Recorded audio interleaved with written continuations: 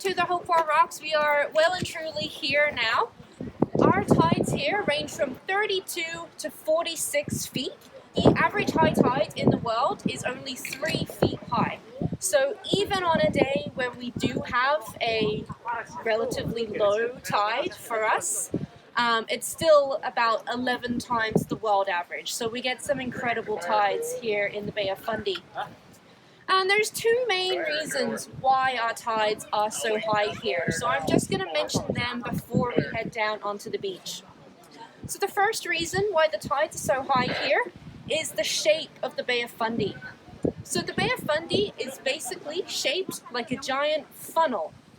So down at the mouth of the bay, which is pretty much kind of on the US border there, at the mouth of the bay, it is incredibly wide. It's about 100 kilometers or 60 miles wide, and it's incredibly deep at the mouth of the bay too. At its deepest in the middle, it's about 750 feet deep.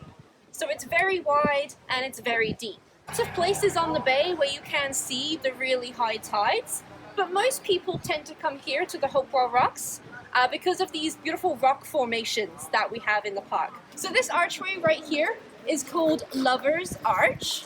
If you Google New Brunswick, I think this rock is the first thing that comes up. One of these rocks is on our Medicare cards here in New Brunswick, so we know these rocks well. So this is Mother-in-Law.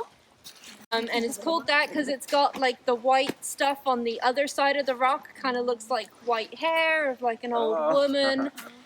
And the reason why it's known as Mother-in-Law is if you are standing in the right place and you look at the profile of the face, you can see that she is sticking her tongue out. Oh, it's just tongue, not her big lips. A very common name for the park is the Flower Pot Rocks.